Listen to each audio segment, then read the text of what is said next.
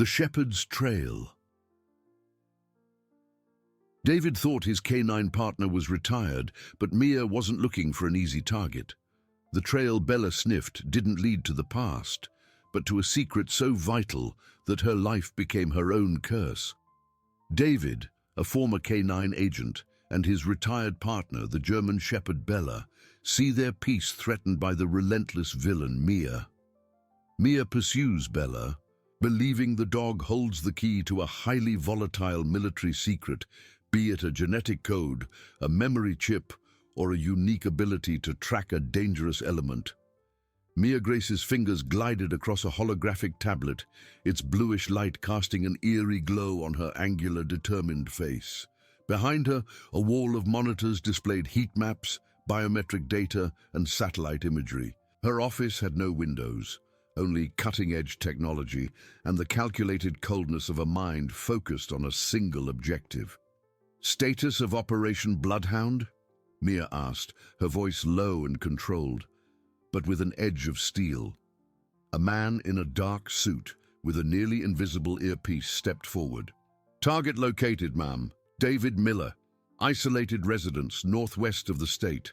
The dog Bella is with him." Mia smiled, an almost imperceptible movement that didn't reach her icy eyes. "Excellent. Miller is an ex-K9 agent, correct? A sentimentalist. That could be an advantage or an obstacle." She gestured with her hand, and an image of David and Bella appeared on the hologram, taken from a distant surveillance camera. Bella lay at David's feet, who was reading a book on a sunny porch. The scene exuded peace. "He retired her, ma'am. The dog is no longer active," the man informed her, his voice monotonous. "Retired but not useless," Mia corrected, her eyes fixed on Bella. "That animal is the missing piece, the key to Protocol Epsilon. Without her, the project is stagnant. With her, we can rewrite the future. And I'm not talking about a peaceful future." The man remained silent, aware of the ambition that drove his boss. Mia continued, her voice now charged with a cold intensity. "I want the dog, intact, and I want Miller out of the way. Without a fuss. He's not the target, but if he becomes a problem, deal with him." "Understood, ma'am. Recon teams are already on site, awaiting extraction orders." "No, not yet. Miller is clever. He was trained to sense danger. I want him to feel the pressure. Let him start questioning his peace. Let him savor the fear before we act. It's more fun that way." Mia dismissed the hologram with a touch, the image of David and Bella disappearing. "And make sure no one else knows what Bella truly is. This secret dies with us or with her." Meanwhile, miles away, David Miller felt a chill run down his spine that had nothing to do with the cool afternoon breeze. He sat on his porch, a cup of coffee cooling beside a well-worn book. Bella, his loyal German shepherd, dozed at his feet, her snout resting on her paws. The scene was idyllic, but something was wrong. Bella, who usually slept soundly, began to whimper softly. Her ears twitched, catching sounds David couldn't hear. She raised her head, sniffing the air, and a low, guttural growl escaped her throat. It wasn't a playful growl, but a warning. "What is it, girl?" David asked, setting his book aside. He knelt, stroking Bella's head. "Some cheeky rabbit." Bella ignored the affection, her amber eyes fixed on the tree line surrounding the property. She rose, hackles raised, and took a step towards the edge of the porch, her body tense. David, an ex-K9 agent with years of experience in high-risk situations, felt the alarm. Bella never reacted like this to a simple, wild animal. There was something more. He stood, his eyes sweeping the familiar landscape. The trees looked the same. The forest's silence was as usual, but the tension in the air was palpable. He grabbed his hunting binoculars, which he always kept nearby, and began to scan the forest. Nothing, just the dense green and the play of light and shadow. But Bella continued to growl, now with more intensity, and her eyes were fixed on a specific spot. David followed Bella's gaze. At the edge of the property, Where the barbed wire fence met the dense woods, there was a dark spot. He focused the binoculars. It wasn't an animal. It was a footprint, a military boot print freshly made in the damp earth. His heart began to beat faster. The peace he and Bella had built was dissolving like smoke. That footprint didn't belong to a hunter or a neighbor. It was the mark of someone who didn't want to be seen. "Bella," David murmured, his voice tense. He looked at the dog, who was now in an attack stance, her muscles tensed. "Who's looking for us, girl?" The question echoed in the silence, unanswered. But David knew. Retirement was over. The hunt had begun. And this time, they were the prey. The chill down David's spine turned into an electric shock that ran through him. The footprint. That mark in the damp earth wasn't just a footprint, it was a declaration. A silent invasion of his sanctuary, his hard-won peace. He knelt, binoculars still in hand, and touched the boot print's edge. Fresh, very fresh. Bella, by his side, didn't stop growling. Her amber eyes, once full of sleep and affection, now gleamed with an ancestral fierceness. She was in full protection mode, hackles raised, body lowered, ready to face whatever lurked. "Who's looking for us?" "Girl," David repeated. But this time the question wasn't for Bella. It was for himself, for the universe, for the invisible enemy. He stood, his eyes sweeping the tree line again, but now with a different intensity. He wasn't looking for a rabbit or a deer. He was looking for a metallic glint, an unnatural movement, the silhouette of a man. Nothing. The forest seemed calm, but David knew it was a deceptive calm, the quiet before the storm. "Come on, Bella! Inside!" he ordered, his voice low and urgent. Bella hesitated for a second, reluctant to turn her back on the threat, but her trust in David was unwavering. She obeyed, entering the house ahead of him. David locked the sliding patio door, then the front door, checking each lock with a care he hadn't shown in years. The windows, he closed them one by one, drawing the heavy curtains. The afternoon light was replaced by an oppressive gloom. "It's not a lost hunter, is it?" he murmured to Bella, who sat in the middle of the room, ears perked, attentive to every creak of the house, every whisper of the wind outside. "This is different." He went to the kitchen, grabbed his satellite phone, a luxury he kept for emergencies, given the remote location, and dialed an old number, one he thought he'd never use again, his old contact at the agency. It rang and rang, until it went to voicemail. "It's Miller," he said, his voice controlled, but with a latent urgency. "I need information. Something's happening. My property has been breached, and Bella is reacting. Call me back. Urgent." Meanwhile, miles away, Mia Grace watched the main screen of her holographic tablet. The image of David Miller closing his house's curtains appeared, captured by a tiny, almost undetectable drone. "He felt it," Mia said, a thin smile playing on her lips. "The ex-agent still has his instincts." The man in the dark suit, identified only as Zero, stood beside her. "Recon teams confirmed the footprint. It was a mistake by one of the rookies, ma'am. He got too close." Mia shook her head, a gesture of disapproval. "Errors are unacceptable, but in this case, it served its purpose. Miller is on alert. Now he knows he's not safe. Fear is an excellent catalyst." She slid her finger across the screen, and an image of Bella sniffing the air inside the house appeared. "The dog is the key, Zero. She's the only one who can activate Protocol Epsilon. Without her, Element X remains inert. With her, the world will be reconfigured."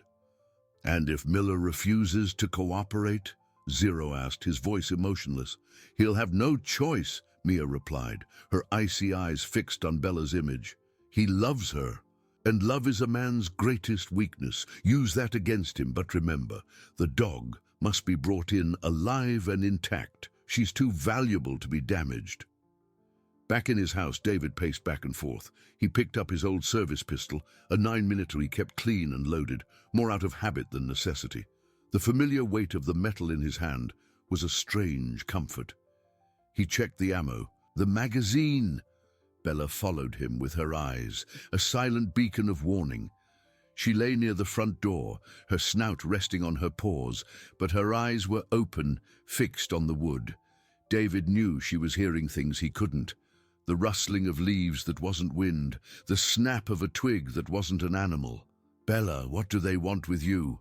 David whispered, feeling a lump in his throat. He knelt, embracing the dog's strong neck. "You're retired, girl. You should be safe." Bella responded with a low whimper, resting her head on his shoulder.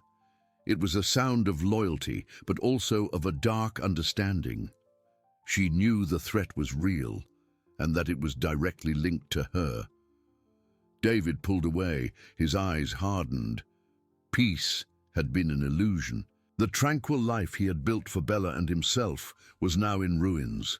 He didn't know who was behind this, nor what they wanted with Bella, but one thing was certain: he wouldn't let them take her, not without a fight. He went to the basement, where he kept his old equipment boxes. Tactical gloves, a light vest, a field first aid kit. With each item he pulled out, he felt himself returning to the past, to a world he had sworn to leave behind. But the past had found its way back, and it brought with it a threat he couldn't ignore. Night began to fall, and the darkness outside seemed to swallow the house. David looked at Bella, who was standing again, sniffing the air with renewed intensity. Their eyes met, and David saw the same determination he felt in his own heart. "All right, girl," he said, his voice firm. "Let's find out who's playing hide-and-seek, and we'll make them regret it." The hunt had truly begun, and David Miller, the ex-K9 agent, was ready to become the hunter once more. In the basement, the dim light of a hanging lamp revealed dusty boxes, silent witnesses to a life he believed he had left behind. David opened one of them. The scent of metal, leather, and old gunpowder filled his nostrils. From inside, he pulled out a light tactical vest, fingerless gloves, a leg holster, and an encrypted radio communicator, relics of a past that now became the present. Bella, sitting at the top of the basement stairs, watched his every move, her eyes fixed and vigilant. She no longer growled, but the tension in her body echoed David's own determination. "Looks like we'll have to dust off some things, girl," he murmured, his voice hoarse. He donned the vest, feeling its familiar weight, its perfect fit. It was like donning a second skin, one he had strived to shed. "They want you, Bella, and I won't let them." He grabbed a detailed map of the property and the surrounding forest, spreading it over a workbench. With a pen, he marked the vulnerable points: the barbed wire fence, the streams that could be used for infiltration, the animal trails that would become access routes. His mind, once focused on gardening and reading, was now sharp, calculating firing angles, escape routes, ambush points. It was a dark dance he knew well. As David prepared outside, the darkness of the night deepened, and with it, the forest's silence seemed denser, more menacing. Suddenly, the house lights flickered and died. The basement lamp followed suit, plunging David into total darkness. "Damn it!" he cursed, fumbling for his tactical flashlight. The beam of light cut through the darkness, revealing Bella, who was now standing, hackles again raised. She let out a low growl, pointing upstairs. "Power cut," David said, more to himself. "Not a coincidence." He knew his house was on an isolated power grid. This wasn't a utility problem. It was a warning, a reminder that they were being watched, controlled. He went upstairs, Bella close behind. The house was immersed in an oppressive darkness, only the light of David's flashlight breaking the gloom. He went to the fuse box, but knew it would be useless. This was more than a blown fuse. Meanwhile, miles away, Mia Grace smiled, her holographic tablet screen showing David's house plunged into darkness. A small reminder of who's in control, she said to Zero, who stood beside her. He needs to know there's nowhere to hide, not even in his own home. Infiltration teams are ready for the next phase, Ma'am, Zero informed her. Do you want them to approach? Mia shook her head. Not yet. I want him to feel that knot in his stomach, to wonder what comes next. Uncertainty is a powerful weapon, but leave him a gift, something he cannot ignore. Back in the dark house, David lit some candles and kerosene lanterns, casting a flickering light through the rooms. He picked up his satellite phone again, dialing the same number. This time the call was answered. Miller? A hoarse, familiar voice answered. It was Colonel Hayes, his old mentor and contact at the agency. You haven't called me in years. What the hell is going on?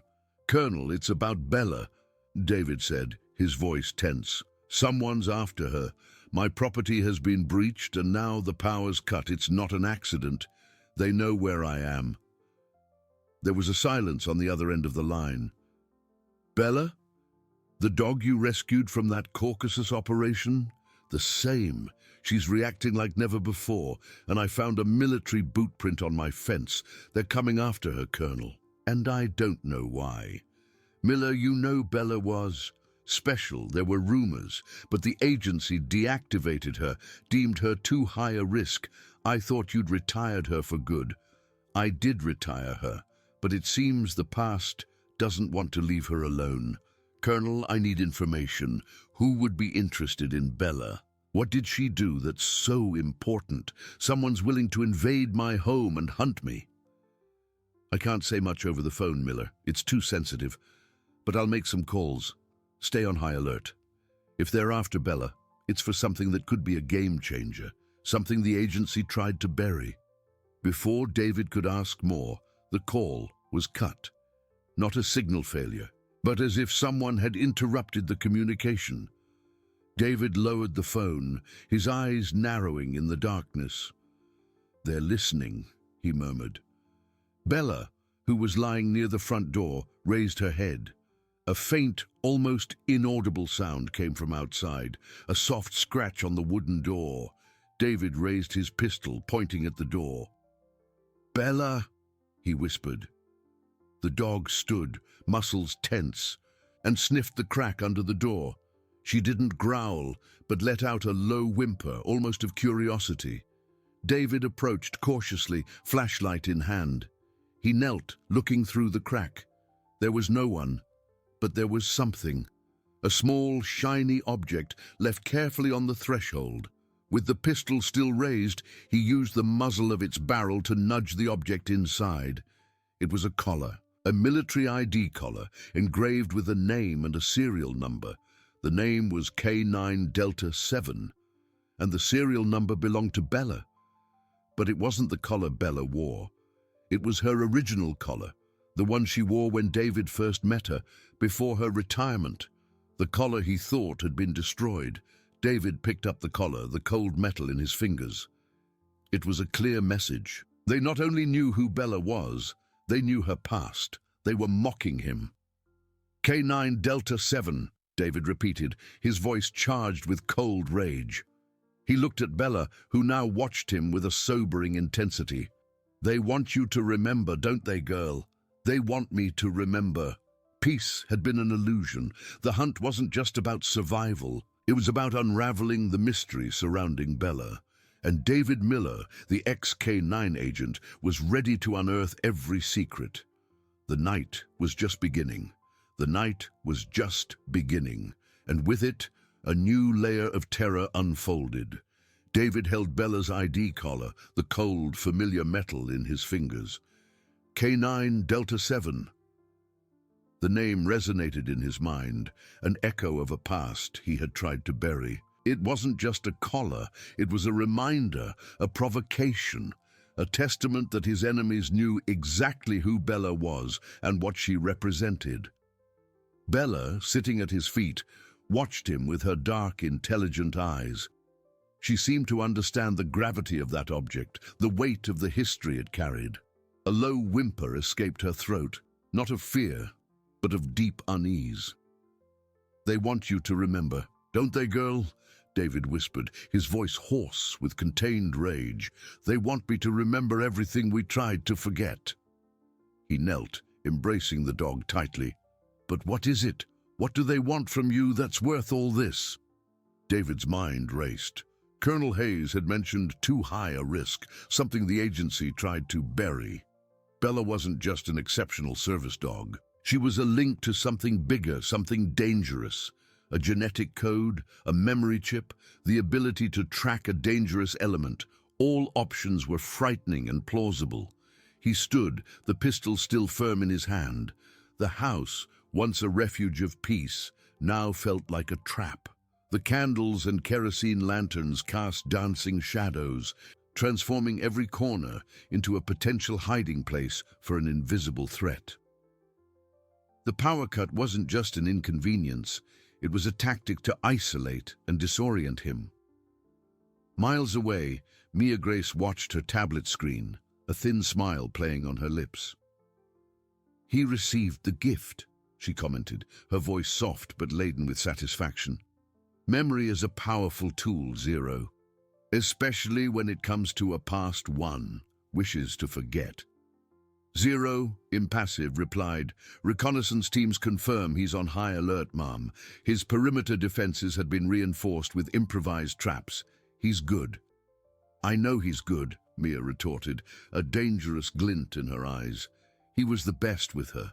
That's why he's the perfect guardian for our little secret. But the pressure needs to increase. I want him to feel the net closing in.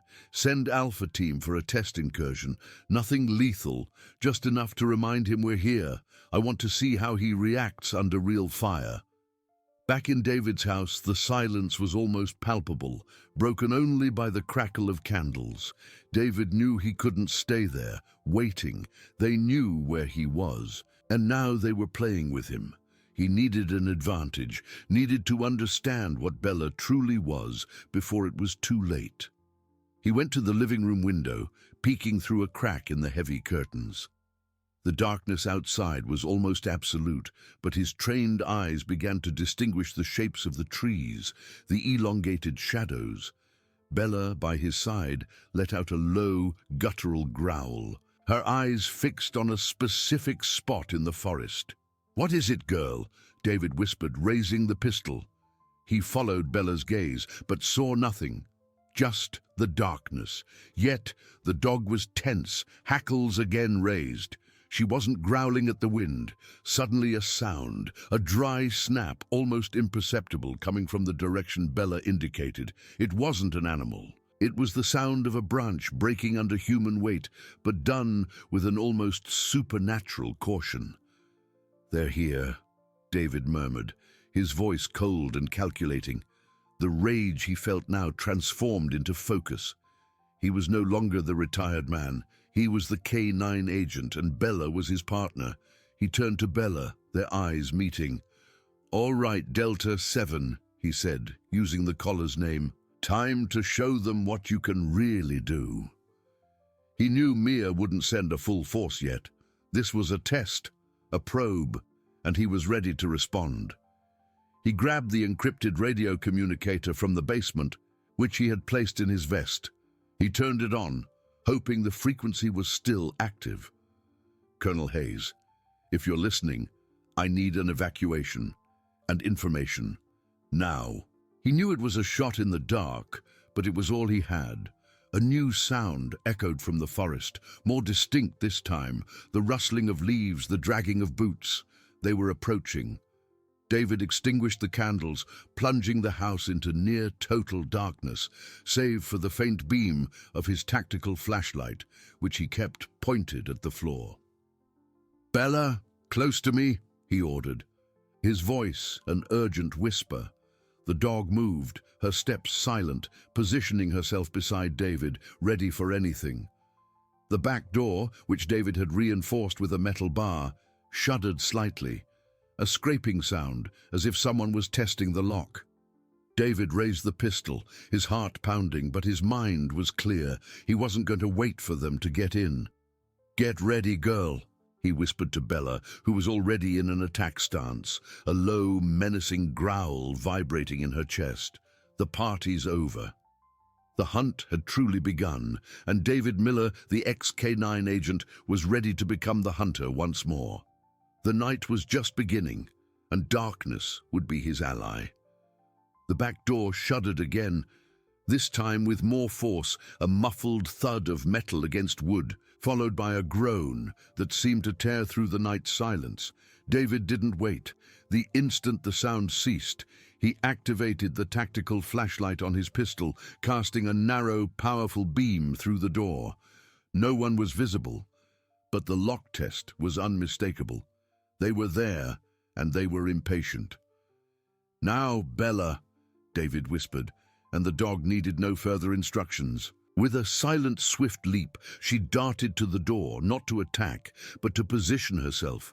Her eyes gleamed in the darkness, focused on the minimal crack between the door and the frame. David retreated a few steps, positioning himself at a strategic angle. He knew the reinforced door would buy time, but it wouldn't be an eternal barrier. What they didn't know was that he had prepared a small surprise. An almost invisible fishing line, tied to an empty can filled with rocks, was stretched just behind the door. A simple trap, but effective for warning and disorienting. A new sound echoed from outside, a metallic scrape, as if they were trying to force the metal bar or the lock. David gritted his teeth. They were using tools. This wasn't a casual test incursion, it was a serious attempt at entry. Suddenly, a crash, not from the door, but from outside, followed by a muffled shout. The trap. David smiled coldly. The can of rocks had fallen, and by the sound, someone had tripped or been hit. "Alpha Team, report!" A harsh, urgent voice echoed from outside, through the door. "What happened there?" "Trap, sir." Fishing line knocked over the can. "One of ours fell, but he's fine." Another voice replied, lower but still audible.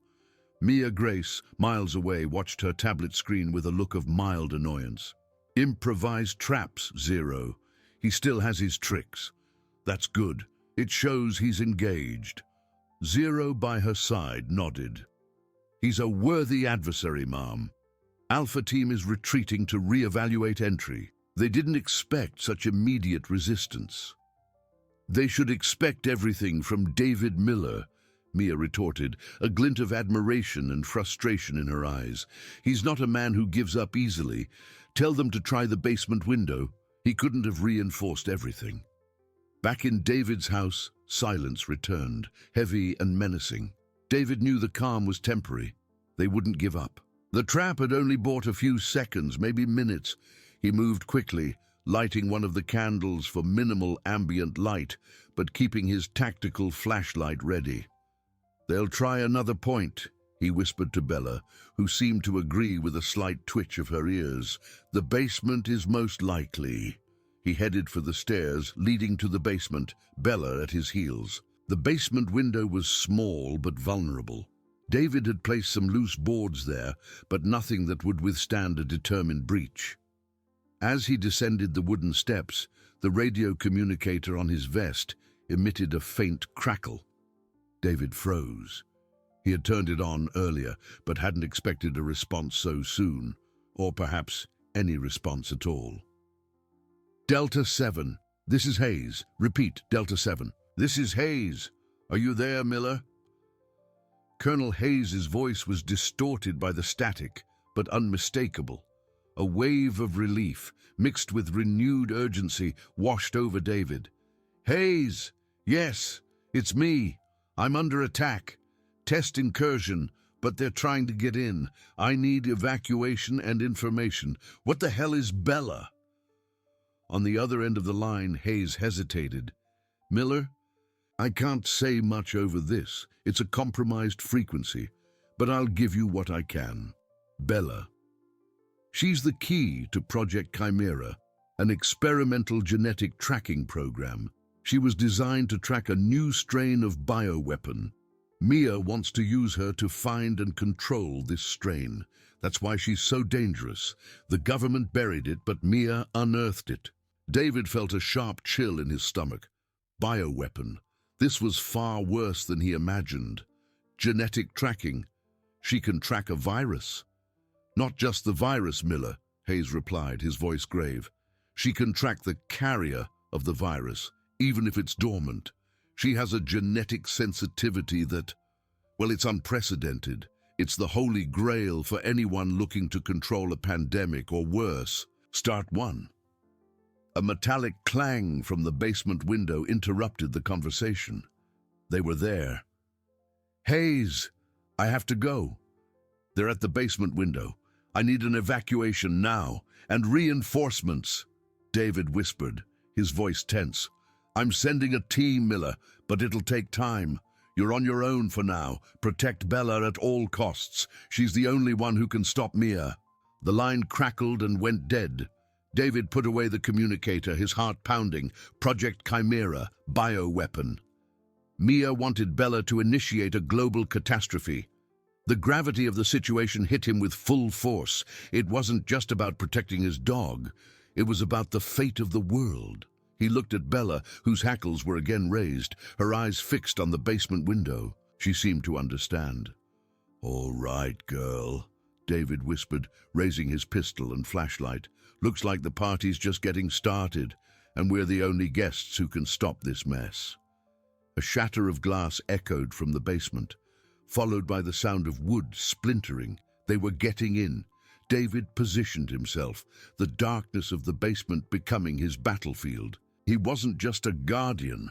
He was the last line of defense, and Bella, the key to salvation or perdition, was by his side.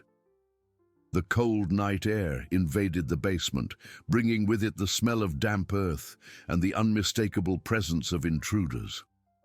David raised his pistol, the built-in tactical flashlight cutting through the darkness with a precise beam.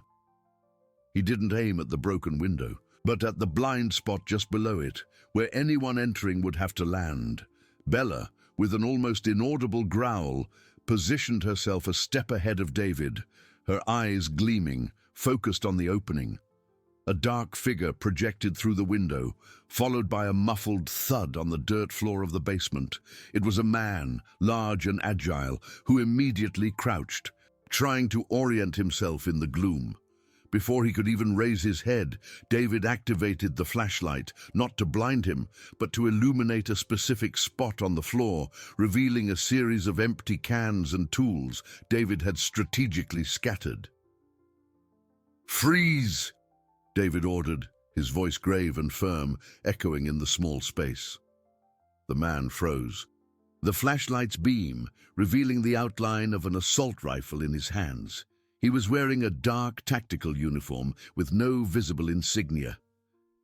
"Don't move," David continued, pistol aimed, "or the girl here will show you what happens when you trespass on private property." Bella let out a louder growl, baring her teeth, and took a menacing step towards the intruder. The man, visibly surprised by the dog's presence and David's calm, authoritative voice, hesitated. "Zero. We have visual contact," the intruder's voice echoed in a muffled wrist communicator. "The target is armed and has the dog. He was expecting us." On the other side, Mia Grace watched the screen with a thin smile. Of course he was. David Miller is no amateur. He's a predator. See how he reacts, Zero. Don't underestimate him. In the basement, David heard the rustle of more movement outside the window. They weren't alone. "You have a choice," David said to the man on the floor. "Get out of here, or things are going to get very ugly for you and your friends." The intruder, assessing the situation, realized he was at a disadvantage. The darkness, the furious dog. And David's pistol made entry an unnecessary risk. "Retreat!" he shouted to his companions outside, before slowly standing, keeping his hands visible. "We're retreating, Miller, for now." With a quick movement, the man propelled himself back through the window, disappearing into the darkness. David kept his pistol raised for a few more seconds, listening to the footsteps receding into the forest. The calm returned, but it was a tense calm, a prelude to a larger storm. "They won't give up," David whispered to Bella, who was still tense, sniffing the air. "That was just a skirmish. They're testing our limits." He knew he had to move. The house was compromised. Mia now knew he was prepared, but also knew he was alone. Hayes' information about Project Chimera and the bioweapon weighed on his mind. He couldn't fail. "We need a plan B, girl," David said as he climbed the basement stairs, Bella at his heels. The house was dark and silent, but every shadow seemed to hide a threat. He went to the kitchen, grabbing a pre-packed backpack with basic supplies, water and some rations for Bella. As he prepared, a thought struck him. Mia wanted Bella to track the carrier of a bioweapon. What if Bella could track Mia? Or at least something related to her. It was a shot in the dark, but it was all he had. "Bella, can you smell anything different here?" David asked, holding one of Mia's communicators that he had recovered from one of the henchmen in the previous incursion. He had kept it in his pocket, almost forgotten. "Smell this, girl." Bella sniffed the device, her eyes widening slightly. She let out a low, excited bark and then began to sniff the air, moving in circles, as if trying to catch an invisible scent. "What is it, girl?" David asked, watching her. Bella stopped, her eyes fixed on the front door, then on the living room window. She seemed to be indicating a direction, an escape route, but it wasn't just that. There was an urgency in her movements, a determination David had never seen before. "You can track this?" David whispered, pointing to the communicator. Bella barked again, an affirmative bark. A new wave of adrenaline coursed through David. If Bella could track Mia, or at least the origin of Mia's technology, they would have a chance. It wouldn't just be an escape, it would be a hunt. "All right, Delta 7, David said, putting the backpack on his back and the pistol in its holster. "Looks like the party's just getting started and we're the only guests who can stop this mess. But we're not waiting for them anymore, we're going to them." He opened the back door, which had been the initial target. The darkness of the forest swallowed them. David knew the night would be long and that every step would be a risk, but with Bella by his side, he felt he had a chance. They weren't just fleeing, they were preparing for a counterattack. The hunt had truly begun, and David Miller, the ex-K9 agent, was ready to become the hunter once more. Darkness would be his ally, and the extraordinary Bella, his secret weapon.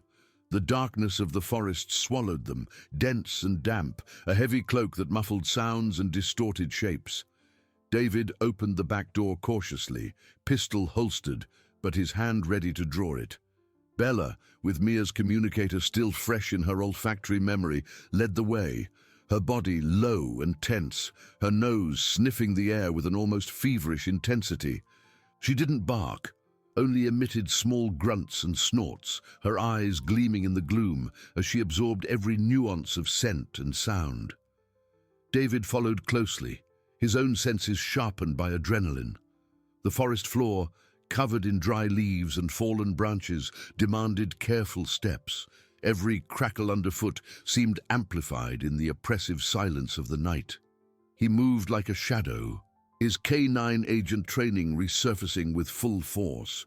He was no longer just a man protecting his dog. He was an operator on a mission, and Bella was his most valuable partner. "Where to, girl?" David whispered, as Bella stopped abruptly, her head raised, hackles slightly bristling. She slowly turned, pointing her nose east, towards a denser part of the forest, where the trees grew thicker and the moonlight barely penetrated. There was a scent there, something Bella recognized and that propelled her forward. They advanced, the forest closing in around them. David felt the cold air on his skin, the smell of earth, pine, and a faint metallic tang he couldn't identify. Bella, however, seemed to know exactly what she was looking for. She moved with a silent determination, her steps almost inaudible. Suddenly Bella stopped again, this time lowering herself, her body close to the ground. Her eyes were fixed on a spot ahead, and a low, guttural growl escaped her throat. David crouched beside her, drawing his pistol and activating the tactical flashlight to a minimal beam. He swept the area, and what he saw made his heart race. About 50 yards away, through the foliage, was a clearing, and in the clearing a small makeshift camp, a dark canvas tent, a camouflaged utility vehicle, and the silhouettes of two armed men sitting near a dying campfire, their wrist communicators emitting a faint glow. They were Mia's henchmen, no doubt, and they seemed to be in a waiting position. "They're waiting for us," David whispered to himself, his voice hoarse, "or for reinforcements." Bella looked at him, her intelligent eyes seeming to understand. She sniffed the air again and then, with a subtle head movement, indicated not the camp, but a spot slightly to the right, deeper in the forest. There was something else there, something Mia's communicator had marked for her. David pondered. Confronting the two men now would be risky and would likely alert Mia, but Bella was indicating a different route, a deeper trail. He trusted her. "Right, girl," he whispered, deactivating the flashlight. "We'll go around them. You lead us to whatever it is." They moved with even greater caution, crawling through the undergrowth, using the darkness and rough terrain as cover. The smell of the camp, of smoke and human sweat, receded, replaced by a subtler aroma that Bella followed with surgical precision. After what seemed like an eternity, Bella led them to a small rise, from where David could see a partial view of the main road, about 100 yards away. And there, hidden under dense tree cover, was an armored vehicle, larger and more sophisticated than the camp's utility vehicle. Beside it, a man stood guard, but his attention was focused on the road. Bella, however, wasn't interested in the vehicle or the guard. She was fixated on something else. Her eyes were fixed on a small metallic box, almost invisible, attached to one of the armored vehicle's tires. She sniffed the air and then looked at David, a low, excited bark escaping her throat. "What is that, Bella?" David whispered, his mind racing. The box was small, but seemed to be emitting a faint, almost inaudible signal. Was it a tracking device or something more? Suddenly the guard's wrist communicator glowed. He raised it to his ear, and David could hear fragments of a female voice, distorted but unmistakable. "Mia. 0. Recon team confirmed. Miller is in the forest, and he has the dog. He's either coming for us or trying to bypass us. Hold position. The package is almost ready for transport. We cannot lose the dog now." Mia knew he was there. The hunt had become a race against time. Was the package Bella, or was it the bioweapon she wanted to track? And what was that box on the tire? David looked at Bella, whose eyes were fixed on the box, as if she knew it was the key to everything. He had to act, and fast. They weren't just fleeing, they were infiltrating the heart of Mia's operation. And Bella, with her unprecedented genetic sensitivity, was the only one who could unravel the secret before it was too late. The night was far from over, and the fate of the world seemed to hang in the balance, poised between the courage of a man and the extraordinary ability of his dog. David felt a chill run down his spine. Mia knew. It wasn't an assumption, it was a certainty. Her voice, cold and calculating, echoed in his mind. "The package is almost ready for transport." What was the package, and why did that box on the armored vehicle's tire seem so crucial to Bella? The dog was motionless, her muscles tense, her eyes fixed on the small metallic box, as if she could see through it, deciphering its purpose. "Bella, what is this?" David whispered, his voice barely audible above the sound of the wind in the leaves. He crouched even lower, using the dense foliage as cover. The guard, about 20 yards away, seemed oblivious to their presence, his attention divided between the dark road and the communicator on his wrist. Bella let out a low, almost imperceptible growl, nudged David's hand with her snout, then pointed at the box again. There was an urgency in her gesture, a clarity David was beginning to understand. It wasn't just a tracking device, it was something Bella could feel, something that resonated with her own extraordinary nature. David pulled out his night vision binoculars, adjusting the focus on the box. It was small, fist-sized, dark metal and unmarked, firmly attached to the tire with a magnetic clamp. He noticed a small red LED flashing intermittently, almost imperceptibly. A transmitter, a sensor. Suddenly the guard moved, walking towards the rear of the vehicle, where there was a small hatch. He opened the hatch with an electronic key, revealing a dark, seemingly empty interior. But the way he looked inside, with a mixture of reverence and apprehension, suggested it wasn't so empty after all. "It's the bioweapon," David realized, a sharp chill in his stomach. "The package is the weapon, and the box. The box is monitoring it." Bella barked softly, as if confirming his theory. If the box was monitoring the weapon, then it was the key to understanding what Mia truly wanted. And if Bella could track the bioweapon, she could also track the package itself. David needed that box. But how? The guard was there, and the other two henchmen were at the makeshift camp, probably ready to move at any moment. A direct confrontation was suicide. He looked at Bella. "Can you get us there, unseen girl?" he whispered. Bella nodded, her eyes gleaming with determination. She was a shadow in the forest, and David, with his training, could be almost as silent. "Right," David decided. "Infiltration plan. We'll go right using the densest cover. You go first, Bella. Any sign of danger?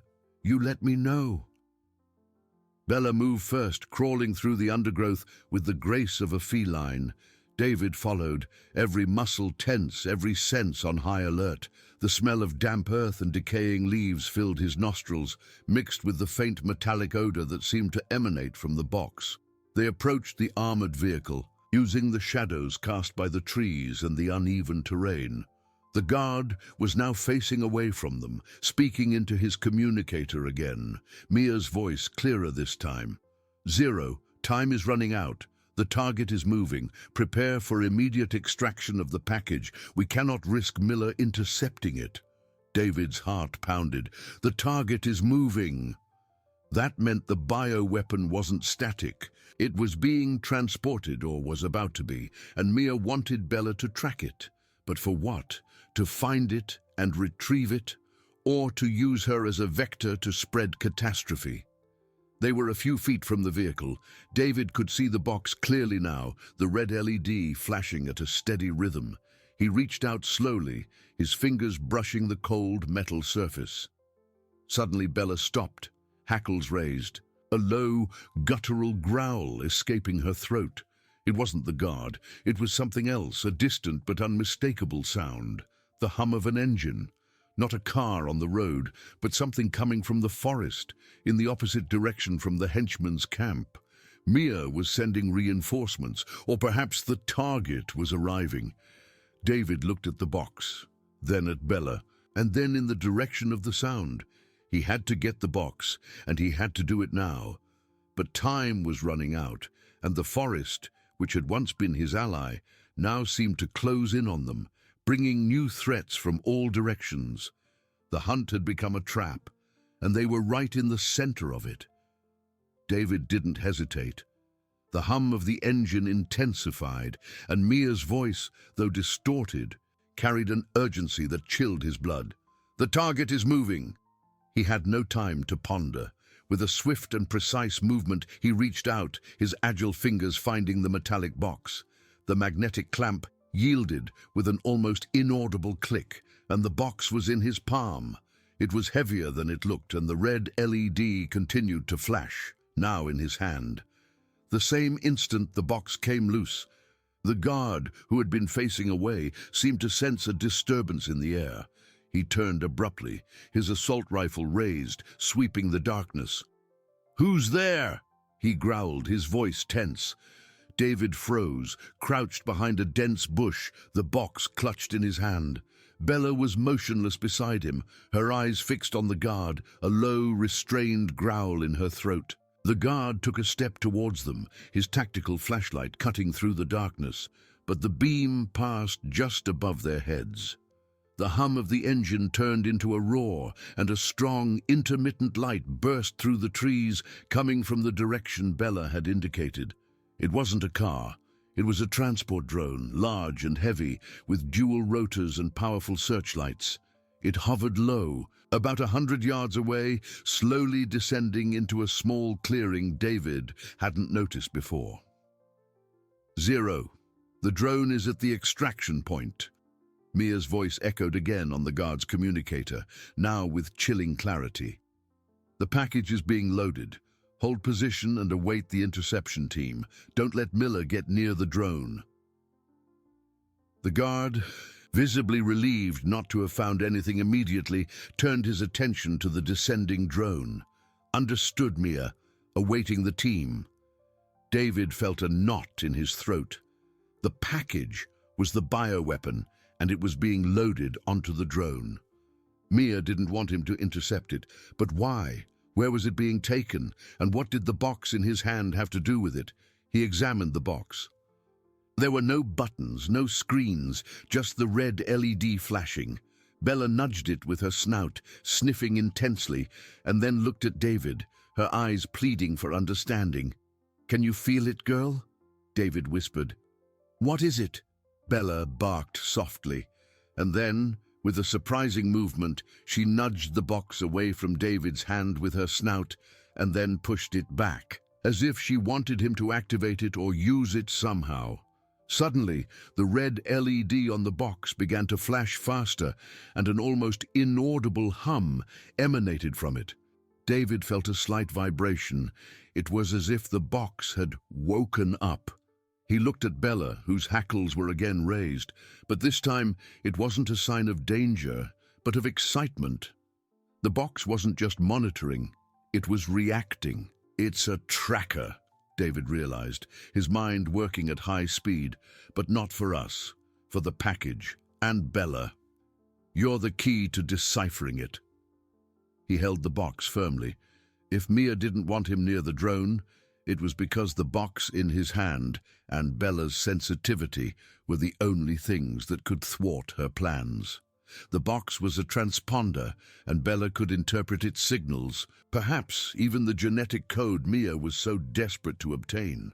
The drone was already on the ground, and David could see figures moving around it, loading something large and rectangular inside. The bioweapon. "We have to go after them, Bella," David whispered. "The decision made. Can you get us to the drone unseen?" Bella nodded, her eyes gleaming with fierce intelligence. She was the compass, the key.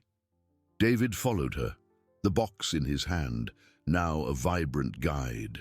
They moved with renewed speed, crawling through the undergrowth, the drone's rotor sound muffling their own movements. They were about 50 yards from the drone when David heard another sound, this time coming from the main road. Tires screeching and the sound of a powerful engine approaching rapidly. Mia's interception team. David looked at the drone, then at the road. They were surrounded. The trap had closed. He had the box, but now he was caught between the drone carrying the bioweapon and Mia's reinforcements. "Bella, Plan B," David whispered, his voice tense. "Let's hide. We need a plan." But Bella didn't stop. She continued to advance, her eyes fixed on the drone, the box in his hand vibrating with more force. She didn't want to hide. She wanted to go after the package. Suddenly, a strong beam of light swept the forest, coming from the road. Mia's reinforcements were arriving. David heard voices and the sound of heavy boots approaching. The night, which had once been an ally, now revealed every shadow, every movement. David squeezed the box, feeling the faint warmth emanating from it. Mia knew he was there, and now, with the bioweapon on the move, the hunt had become a desperate race. The fate of the world wasn't just hanging in the balance. It was about to be carried away by air, and David and Bella were the only ones who could prevent its takeoff. The roar of Mia's vehicles intensified on the road, and strong lights swept the forest, revealing the silhouettes of trees and bushes. Harsh voices and short orders echoed, growing closer. "Sweep the area! He can't be far!" Bella, Plan B, David whispered again, his voice tense. Let's hide. We need a plan. But Bella didn't stop. Her eyes, once full of determination, now burned with an almost feverish urgency. She didn't want to hide. She nudged the box in David's hand with her snout, the red LED flashing at a frantic pace, almost a rapid heartbeat. She looked at the drone, which now began to kick up dust and debris from the ground with the force of its rotors, and then at David, a low, insistent growl in her throat. It wasn't a growl of fear, but of pure obstinacy. She wanted to go after the package. She needed to go. David felt a chill run down his spine. It wasn't just animal instinct, it was something deeper, a connection he didn't yet fully understand. The box vibrated in his hand, and Bella seemed to be in tune with it, with the drone, with the bioweapon itself. She wasn't just tracking, she was being called. She knows, David realized, his mind working at high speed. She knows what it is, and she knows where it's going. And the box is the key for her. He looked at the road, where the lights of Mia's vehicles were already visible through the foliage, and then at the drone, which began to rise slowly, like a giant spider detaching from the ground. There was no time to hide. There was no time for a plan B. There was only plan A. Go after it. All right, girl, David whispered, the decision made. You guide us, but we have to be fast. Bella needed no further encouragement. She darted forward, crawling with surprising speed, her movements fluid and silent. David followed, the box clutched in his hand, its hum and vibration becoming a pulsating guide. They moved like shadows, using every bush, every tree trunk as cover. The drone's rotor sound was deafening now, and the light of its searchlights cut through the darkness, creating a stage of light and shadow where every movement was a risk. Mia's team was spreading through the forest, their tactical flashlights sweeping the ground. David could hear the heavy footsteps, the exchanged orders. Check that thicket. I saw something move. He and Bella were less than 30 yards from the drone, when one of Mia's henchmen, a burly man with an assault rifle, passed less than 5 yards from them, his flashlight beam almost hitting them. David and Bella froze, barely breathing, muscles tense. The henchman moved on, apparently without noticing them. The drone was about 10 yards off the ground, its rotors spinning at full power, ready for takeoff. David could see the cargo hatch slowly closing. The package was inside. Now or never, David thought, his heart pounding in his chest. Bella, without hesitation, did something unexpected. She nudged the box from David's hand with her snout and with a quick movement caught it in her mouth. The red LED pulsed intensely, and a high-pitched sound, almost inaudible to David, emanated from it. At the same instant, the drone, which was about to ascend higher, seemed to hesitate. Its rotors slowed for a microsecond, and a blue light flashed on its fuselage, almost imperceptibly. Bella, with the box in her mouth, darted towards the drone's base, jumping and scratching at the fuselage. She wasn't trying to climb, she was interacting. David understood. The box wasn't just a tracker, it was a transponder, and Bella was the interface. She was sending a signal, perhaps a genetic code, a specific frequency that the drone recognized. She's communicating with it, David realized, shocked. The drone, instead of ascending, began to descend slowly as if responding to a command. The blue lights flashed again. What's happening? Mia's voice echoed over the guard's communicator near the armored vehicle watching the drone. Zero, the drone's descending. What is this? I don't know, Mia. It's responding to something, the guard shouted, confused. David saw his chance. The drone was only a few yards off the ground. He ran to Bella, who still held the box in her mouth, her eyes fixed on the drone, as if in a trance. Bella, drop the box! David ordered, his voice low but firm. Bella obeyed and David grabbed the box. He could see the cargo hatch, which had closed, but now seemed to have a small gap. "Can you get us inside there, girl?" David asked, pointing to the gap. Bella barked softly, a sound of triumph. She leaped, using the small opening to propel herself upwards, her claws finding purchase on the fuselage. David followed, pushing himself with all his might, the box clutched in his hand. He managed to grab the edge of the hatch, pulling himself up with a Herculean effort. They were inside. The drone's interior was dark and cramped, filled with the hum of the motors and the metallic scent. In the center, there was a large rectangular box, firmly secured to the floor. The package, the bio-weapon.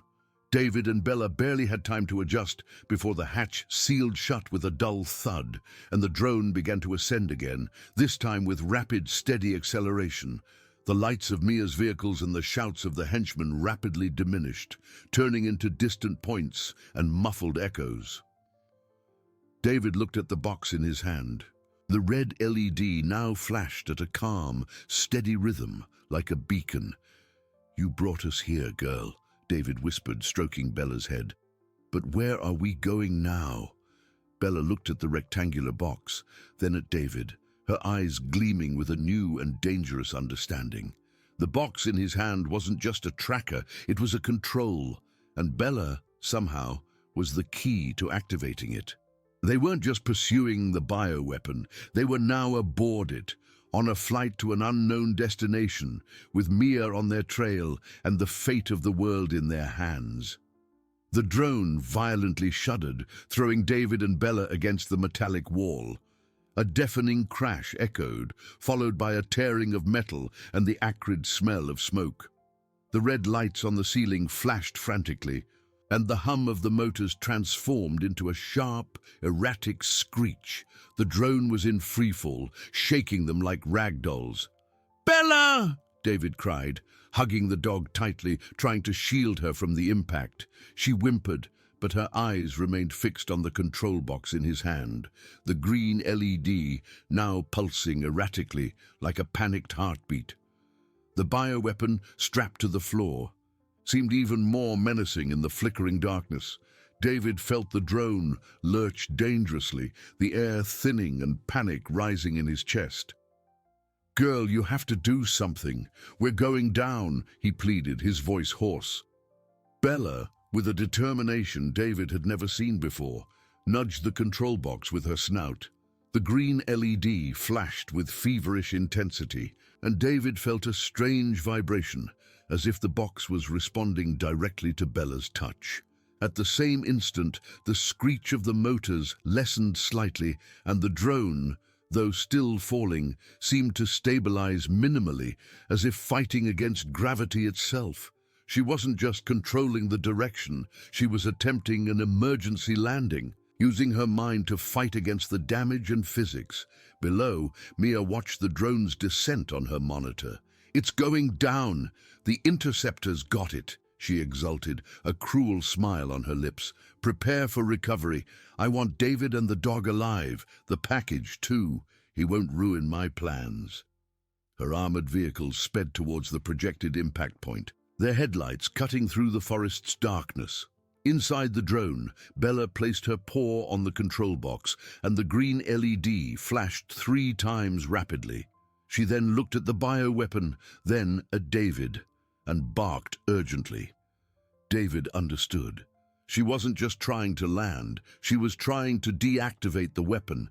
"You can do it, girl. I trust you," David urged, holding the control box with her. He could feel the energy, the connection between Bella and the technology. It was as if her mind was merging with the drone system, sending complex and urgent commands. The drone hit the ground with a deafening impact, not an uncontrolled dive, but a brutal, forced landing. The metal groaned, smoke filled the interior, and David and Bella were thrown forward. But the drone's main structure remained intact. The darkness was almost total, punctuated only by the flashing red lights and the scent of ozone and burnt metal.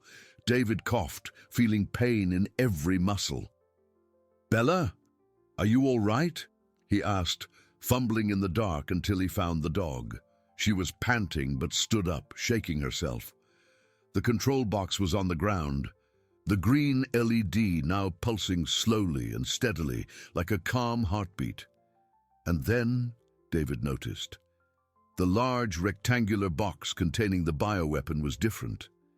There were no visible signs of external damage, but a small blue light, previously imperceptible, now flashed softly on its surface.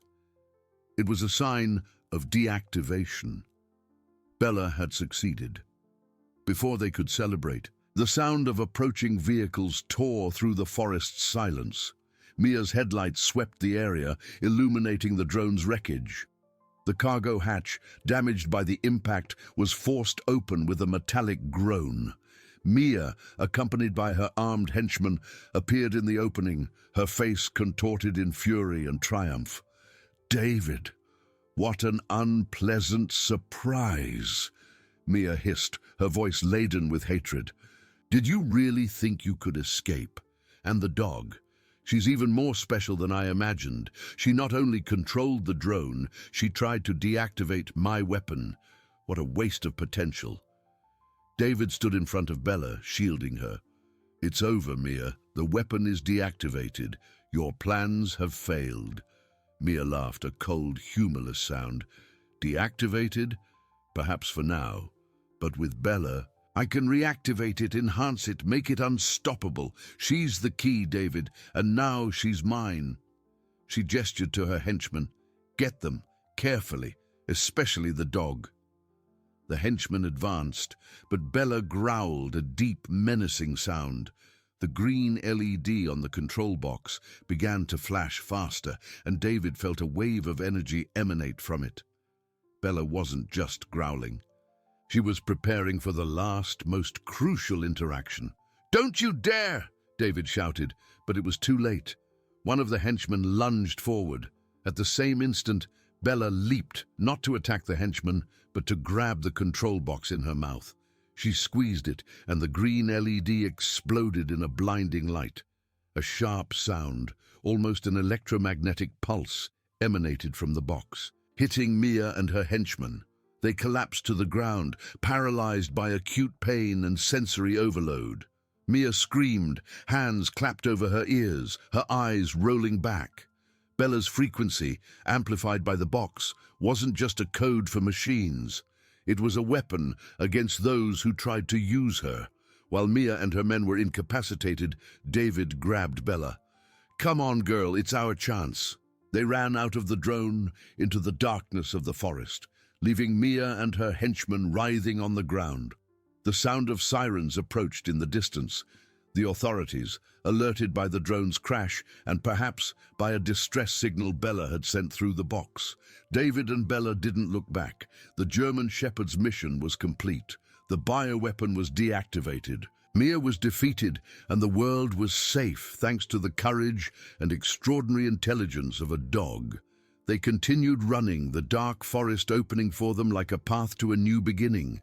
Bella, the key to a military secret, was now free to be just Bella, David's best friend, the silent hero who saved the world. The danger had passed, but the adventure and the unbreakable bond between David and Bella had solidified forever.